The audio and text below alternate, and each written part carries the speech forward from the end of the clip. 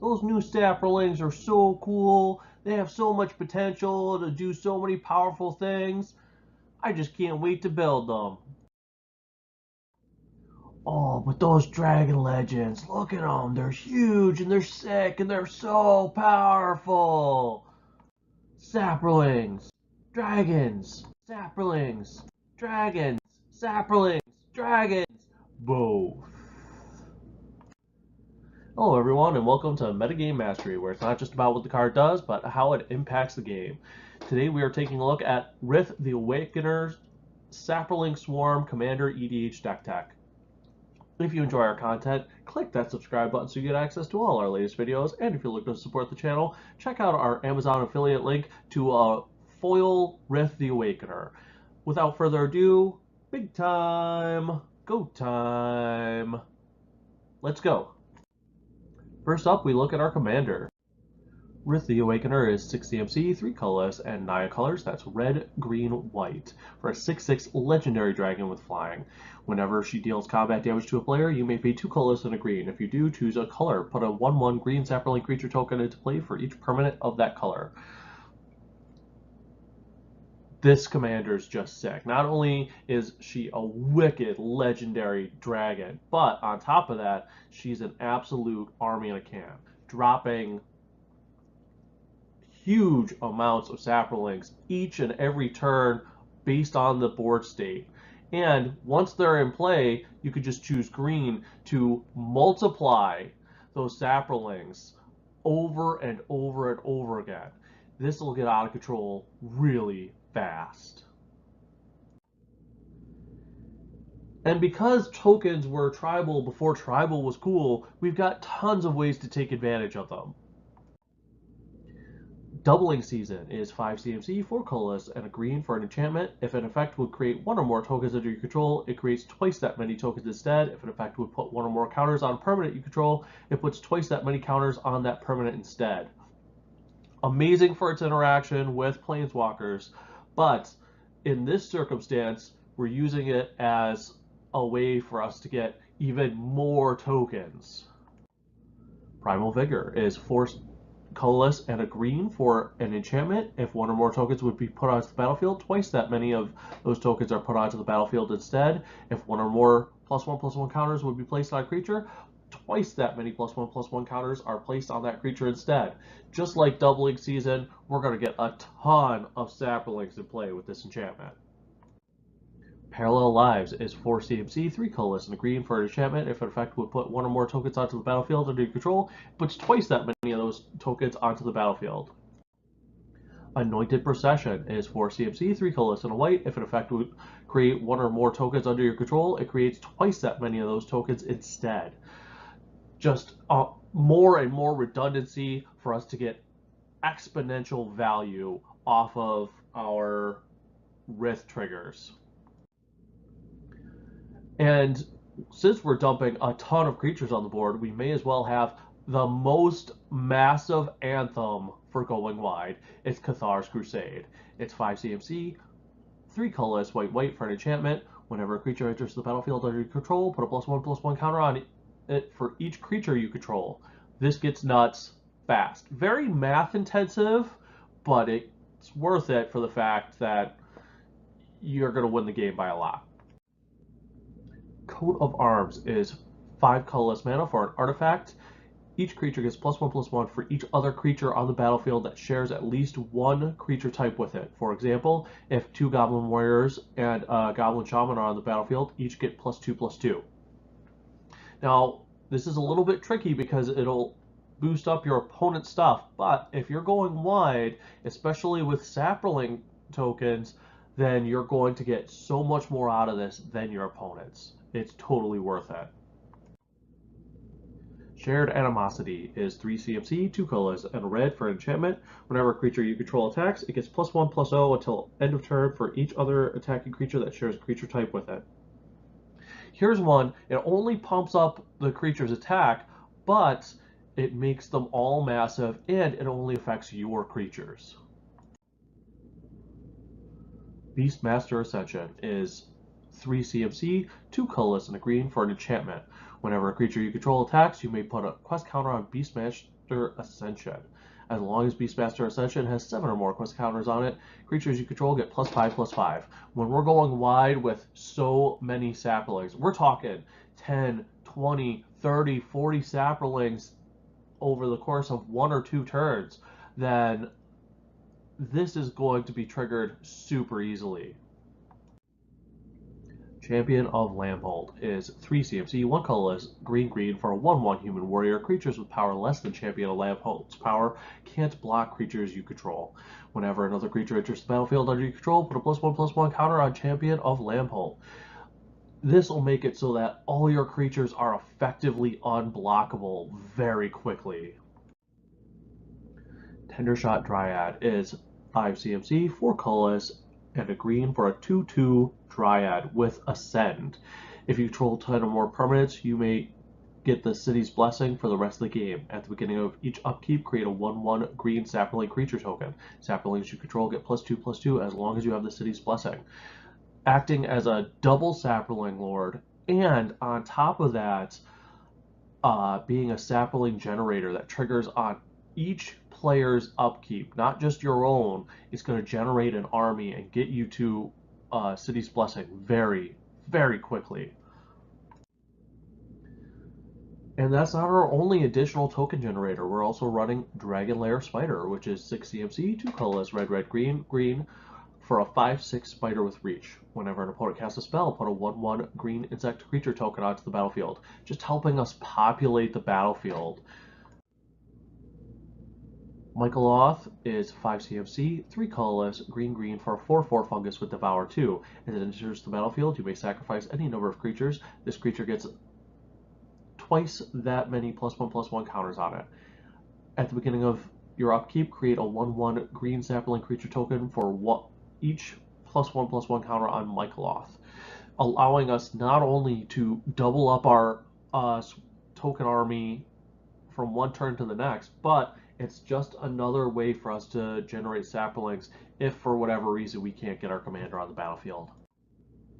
Rith the Redeemed is 1 Selesnya, that's either a green or a white, for a 1/1 legendary elf warrior. You can pay 2 colorless and a Selesnya and tap him, put a 1/1 green and white elf warrior creature token into play, or you can pay 4 colorless, 2 Selesnya, tap him, for each creature token you control, put a token into play that's a copy of that creature. Amazing card just for the fact that you can generate tokens early, and then once you get enough mana, you can start doubling the amount of tokens you have in play. And why not weaponize those tokens? Not just make them huge, but make their very existence a threat with cards like Impact Tremors, 2 CMC, 1 colorless, and a red for an enchantment. Whenever a creature you control enters the battlefield, it deals 1 damage to each opponent. Goblin Barbet is 2 CMC and 1 colorless and red for an enchantment. Sack a creature, deals 1 damage to target creature or player. This acts as removal, and it's a free sack outlet, allowing us to get value off of our massive army should anything happen to it by turning it into instant speed burn.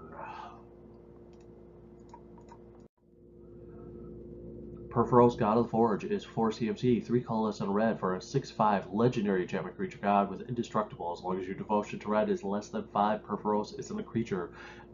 We will rarely have a devotion to 5, which will keep this guy as an enchantment, but that makes him even more difficult to remove.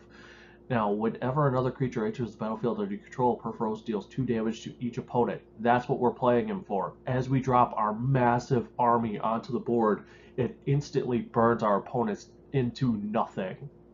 You can also pay 2 colorless and a red. Creatures you control get +1/+0 until end of turn. That is non-trivial in this build, as we can swarm over our opponent's defenses for massive amounts of damage. Epic Struggle is 4 CMC, 2 colorless, green for an enchantment. At the beginning of your upkeep, if you control 20 or more creatures, you win the game. Very easy to trigger this alternate win condition with Rith the Awakener. Now, Rith's effectiveness is based off her ability to connect with the player, so typically we're going to need to get through at least 1 turn cycle with her on the board. That's why we run a ton of protection spells. First, the staple, the obvious choice, Lightning Greaves. 2 colorless mana for an artifact equipment with equip cost of 0. Equipped creature has haste and shroud. Swiftfoot Boots is 2 colorless mana for an artifact equipment with equip cost of 1. Equipped creature has hexproof and haste. Whisper Silk Cloak is 3 colorless mana for an artifact equipment with equip cost of 2. Equipped creature can't be blocked and has shroud, pulling double duty of protecting Rith while also giving her additional evasion. Shield of the Oversoul is 3 CMC, 2 colorless of a Selesnya. That's a green or a white. For an enchantment aura, as long as the enchanted creature is green, it gets +1/+1 and is indestructible. As long as the enchanted creature is white, it gets +1/+1 and is flying. Mother of Runes is 1 white mana for a 1/1 human cleric. Tap her, target creature you control gets protection from a color of your choice until end of turn. Rogue Intervention is 2 CMC, 1 colorless, and a green for an instant permanent you control, gain hexproof and indestructible until end of turn. Boros Charm is 1 red and 1 white for an instant, choose 1. Boros Charm deals 4 damage to target player, permanents you control gain indestructible until end of turn, or target creature gains double strike until end of turn. Teferi's Protection is 3 CMC, 2 colorless, and a white for an instant until your next turn. Your life total can't change, and you have protection from everything. All permanents you control phase out. While they're phased out, they're treated as though they don't exist. They phase in before you untap during your next untap step. Exile Teferi's Protection. Dauntless Escort is 1 colorless, green, and a white for a 3/3 Rhino Soldier. You can sacrifice him. Creatures you control gain indestructible until end of turn, just protecting not just Rith, but our entire Saproling army from board wipes. And Soul of New Phyrexia is 6 colorless mana for a 6/6 artifact creature avatar with trample. You can pay 5 colorless mana, permanents you control gain indestructible until end of turn. Or you can pay 5 colorless, exile Soul of New Phyrexia from your graveyard, permanents you control gain indestructible until end of turn. Now our commander is pretty expensive, so we're going to have to ramp pretty aggressively to get her on the board early. Soul Ring is 1 colorless mana for an artifact that you can tap to add 2 colorless mana to your mana pool. Boros Signet is 2 colorless mana for an artifact. You can pay 1 colorless, tap it, add 1 red and 1 white to your mana pool. Rule Signet is 2 colorless mana for an artifact. You can pay 1 colorless mana, tap it, add a red and a green to your mana pool. Selesnya Signet is 2 colorless mana for an artifact. You can pay 1 colorless mana, tap it, add a green and a white to your mana pool. Chromatic Lantern is 3 colorless mana for an artifact. Lands you control have tap, add 1 mana of any color to your mana pool, and you can tap this to add 1 mana of any color to your mana pool. So it's a mana rock and the ultimate mana fixing.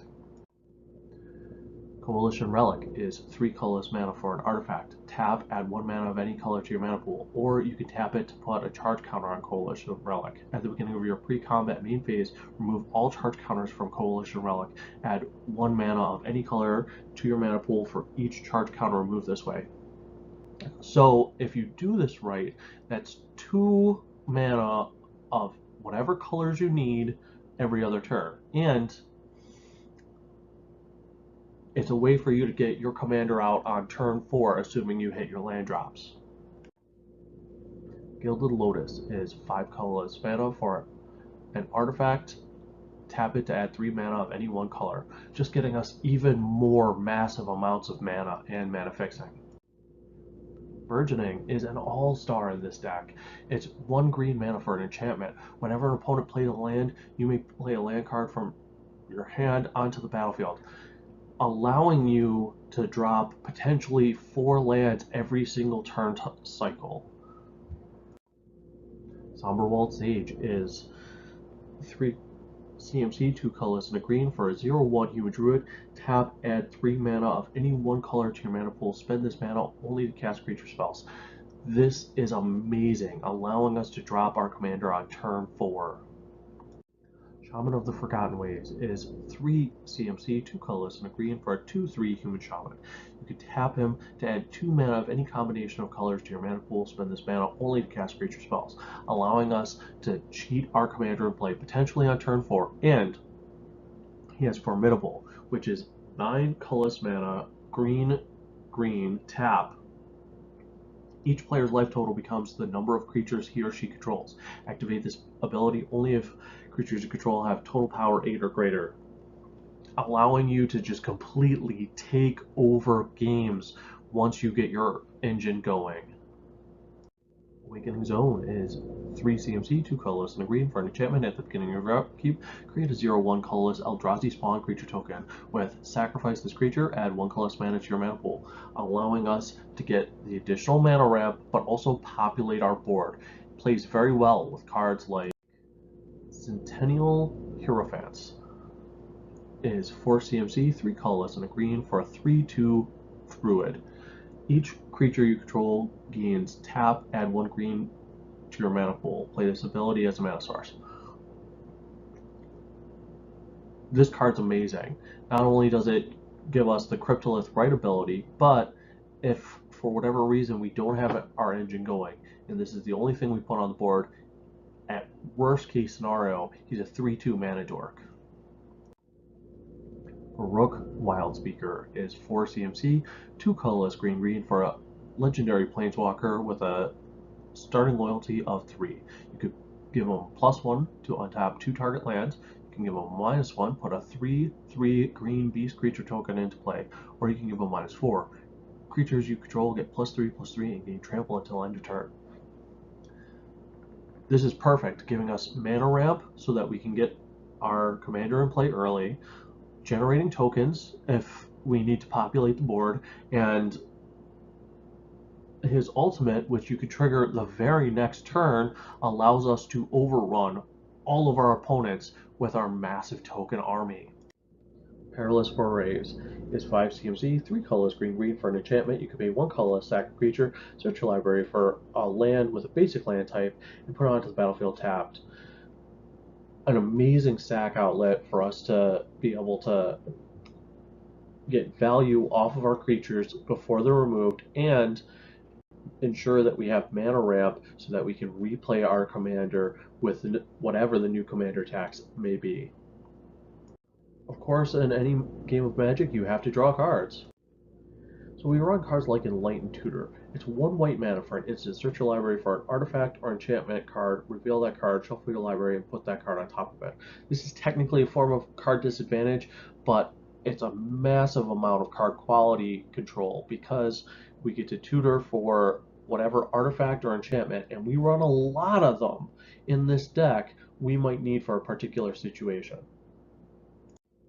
Skullclamp is 1 colorless mana for an artifact equipment with an equip cost of 1. Equipped creature gets +1, -1. Whenever an equipped creature dies, draw 2 cards. Massive repeatable card draw on this single card. Fungal Plots is 1 colorless and a green for an enchantment. You can pay 1 colorless and a green, exile a creature card from your graveyard, create a 1/1 green Saproling creature token, sacrifice 2 Saprolings, you gain 2 life, and draw a card. Not only an amazing sack outlet, but it's repeatable card draw on top of that. Psychotrope Thallid is 3 CMC, 2 colorless, and a green for a 1/1 fungus. At the beginning of your upkeep, put a spore counter on him. You can remove 3 spore counters from him to put a 1/1 green Saproling creature token into play. You can also pay 1 colorless and sacrifice a Saproling to draw a card. So this slowly but surely populates the board with tokens, and it acts as a sack outlet that we could turn into a card draw engine. Mentor of the Meek is 3 CMC, 2 colorless, and a white for a 2/2 human soldier. Whenever a creature with power 2 or less enters the battlefield under your control, you may pay 1 colorless. If you do, draw a card. Just allowing us to draw as many cards as we can afford to, whenever we flood the board with Saprolings. Harmonize is 4 CMC, 2 colorless, green green for a sorcery, draw 3 cards. Straightforward, simple, reliable card draw. Watley, Radiant Champion, is 4 CMC, 2 colorless, green and white for a legendary planeswalker with a starting loyalty of 3.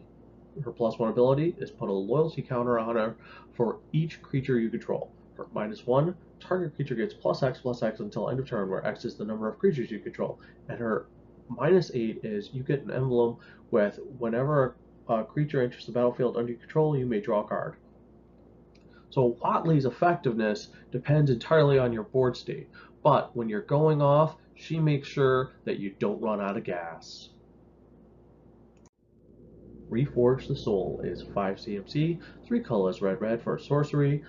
Each player discards his or her hand, then draws 7 cards. It also has a miracle cost of 1 colorless and a red. You may cast this card for its miracle cost when you draw a card if it's the first card you draw this turn. Poor man's Wheel of Fortune. Good card. Slate of Ancestry is 4 colorless mana for an artifact. You can pay 4 colorless, tap it, discard your hand. Draw a card for each creature you control. Straightforward payoff for going wide. Sunforger is such a workhorse in this deck. It's 3 colorless mana for an artifact equipment with equip cost of 3.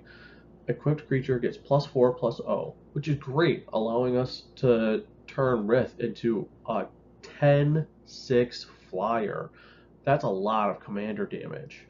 But the real amazing part of this is you could pay 1 red and 1 white, unattached Sunforger. Search your library for a red or white instant card with converted mana cost 4 or less. Cast that card without paying its mana cost, then shuffle your library. This is so versatile, allowing us to repeatedly tutor our deck every single turn cycle for whatever answer we may need, whether it be removal or our protection spells.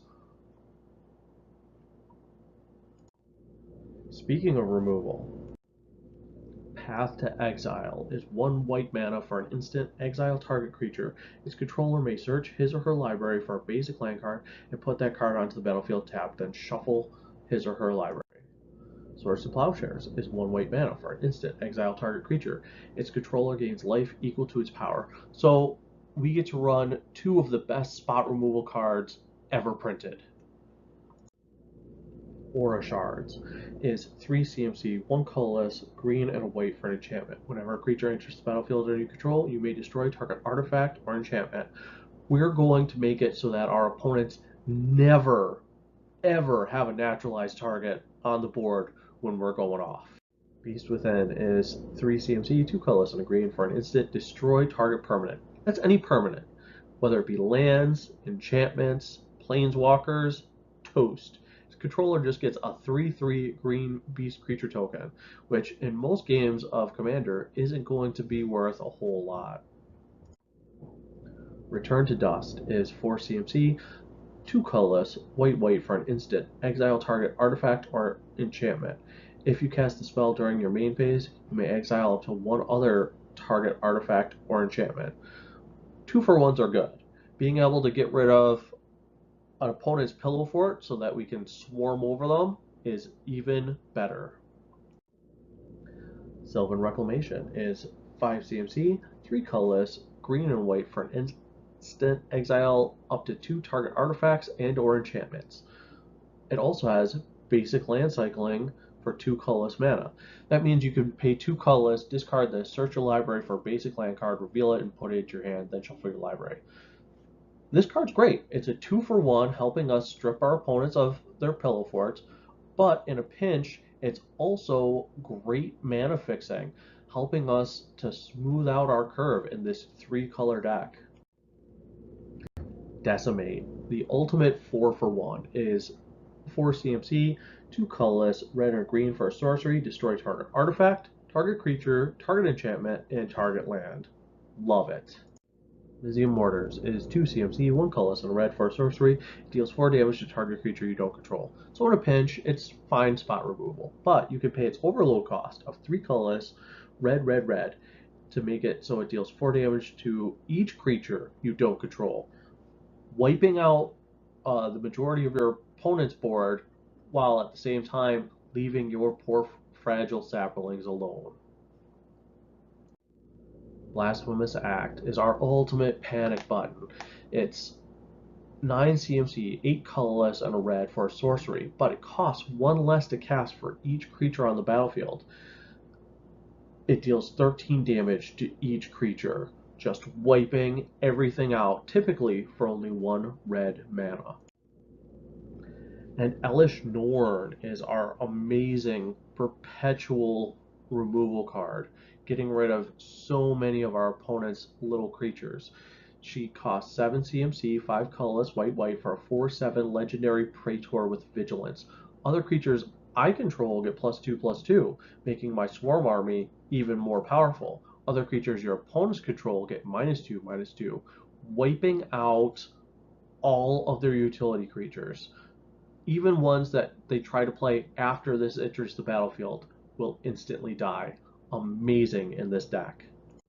Now, I don't typically focus on mana bases because they are subjective based off of your budgetary needs, but there are some utility lands that work exceptionally well in this build. Temple of the False God is a land. It taps for 2 colorless mana to your mana pool. Activate this ability only if you control 5 or more lands. So if all else fails and you can't ramp your commander out before turn 5, this is a way for you to do it just 1 turn sooner, and that makes a big difference. Myriad Landscape is a land. It enters the battlefield tapped. You can tap it for a colorless mana, or you can pay 2 colorless, tap it, and sack it. Search your library for up to 2 basic land cards that share a land type, put them onto the battlefield tapped, and then shuffle your library. This is just another way for you to ramp and potentially mana fix in the process. Rogue's Passage is a land. It taps for a colorless mana, or you can pay 4 colorless and tap it. Target creature can't be blocked this turn. Just more evasion to help push Rith's damage through and get those triggers. Skarg the Rage Pits is a land. It taps for a colorless mana, or you can pay 1 red, 1 green, and tap it. Target creature gets +1/+1 and gains trample until end of turn. Rith being a 7/7 flying trample, odds are it's going to be able to deal combat damage, allowing you to trigger her ability. Kessig Wolfrun is a land. You can tap it for a colorless mana. You can also pay X, red, and a green. Target creature gets +X/+O and gains trample until end of turn, allowing you to give trample to Rith, which makes her doubly evasive. But if you have a ton of extra mana, you could absolutely close out games with the commander damage this will allow you to deal. That's it for today. If you enjoy our content, click that subscribe button so you get access to all our latest videos. And if you're looking to support the channel, check out our Amazon affiliate link to Rith, a foil Rith the Awakener card. This has been Metagame Mastery. Peace!